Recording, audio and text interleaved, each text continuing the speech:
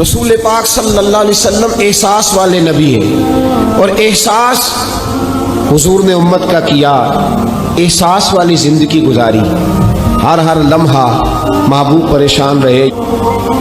نبی پاک صلی اللہ تعالی علیہ وسلم کی حدیث اور روایت کرتے ہیں حضرت سلمان فارسی رضی اللہ تعالیٰ عنہ، اور ساتھ ہیں سیدنا بلال حبشی رضی اللہ تعالیٰ عنہ۔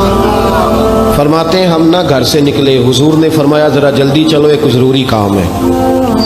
فرماتے ہیں بڑی تیزی کے ساتھ آج روٹین سے ہٹ کر محبوب نے تیز تیز قدم مبارک اٹھائے، تیز، اور فرماتے ہیں ایک گلی ہم نے کراس کی، دوسری گلی میں جو پہنچے تو پھٹے پرانے کپڑے، سادی سی بیوی، اور حالت بتاتی تھی کہ بیچاری کسی غریب گھر کی ہے، وہ سڑک پہ کھڑی تھی اور رو رہی تھی۔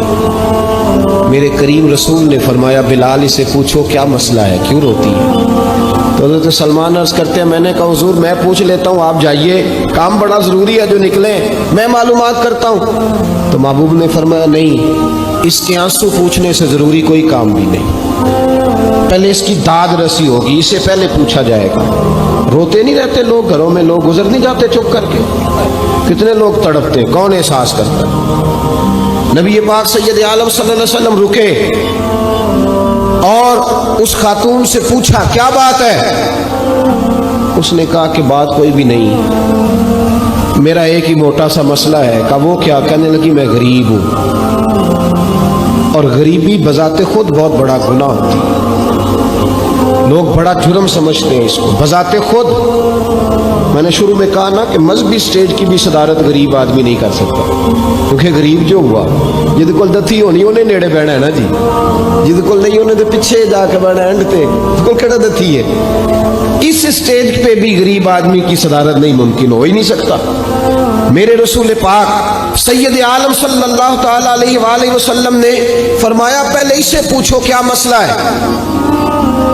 کہنے لگی میں غریب ہوں، بوڑھی ہو گئی ہوں، ساری زندگی غلامی میں گزاری ہے، تیل لینے آئی تھی 5 دینار کا، بوتل میں تیل بھروایا ہے، اور اب بوڑھی ہوں نا تو کمر درد کرتی ہے، پیر پیچھے موڑا ہے تو میں گری ہوں، تیل زمین پی گئی ہے، اب زمین تو واپس نہیں کرتی، لیکن واپس جاؤں گی تو ایک یہودی عورت کی ملازمہ ہوں، وہ درے سے مارے گی، کھال ادھیڑ دے گی، میں بڑی پریشان ہوں، اب نہیں مار کھائی جاتی، ہڈیاں بوڑھی ہیں، قربان جاؤں۔ حضرت بلال کو حضور نے حکم دیا، فرمایا دوڑ کے گھر جا 5 دینار لا۔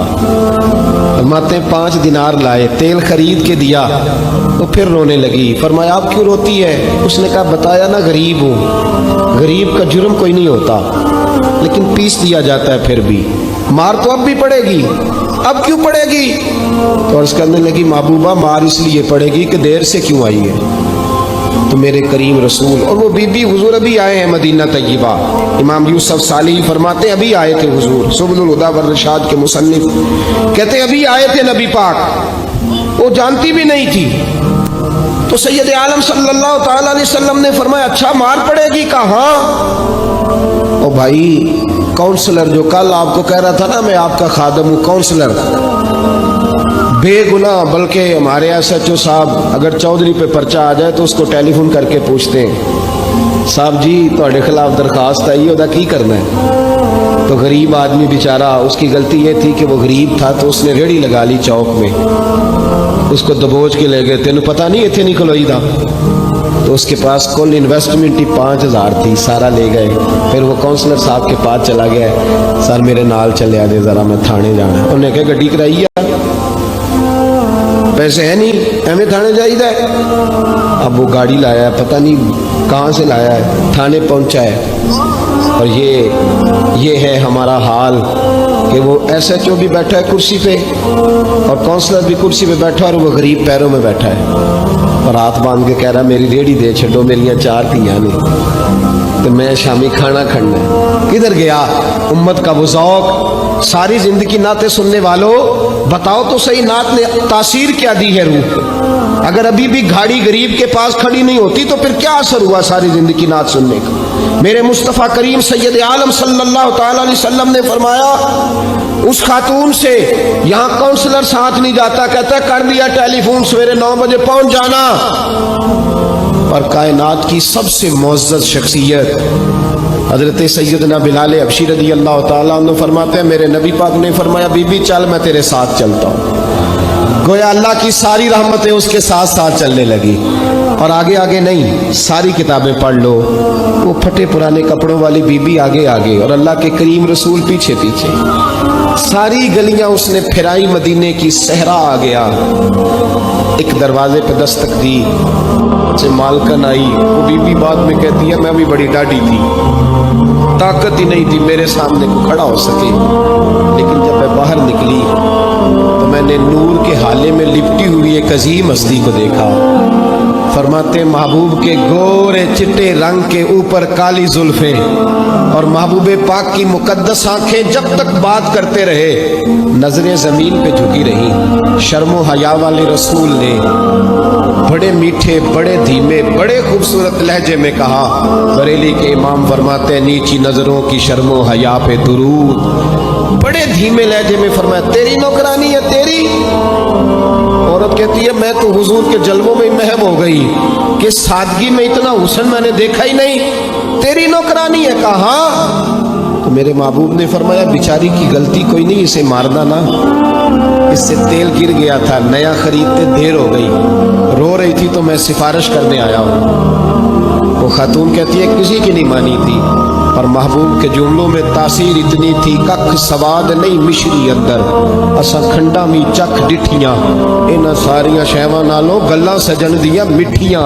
فرماتے نبی پاک صلی اللہ تعالی علیہ وآلہ وسلم نے فرمایا کچھ نہ کہنا. کہنے لگی نہیں کہتی، میرا وعدہ رہا کچھ نہیں کہوں گی.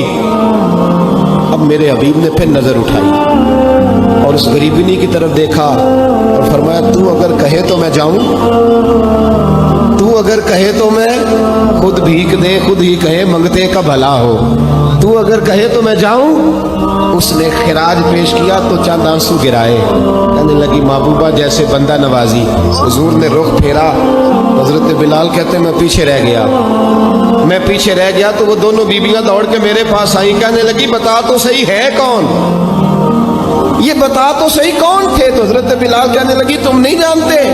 جناب بلال فرمانے لگے یہی تو ہیں جنہیں اللہ نے سچا رسول بنا کے بھیجا ہے. بیبیاں دوڑ کے آئی. کہنے لگی محبوبہ دروازے تک آئے ہو تو خالی تو نہ لوٹاؤ، مہربانی فرماؤ ہمیں بھی کلمہ پڑھا دو. بھائی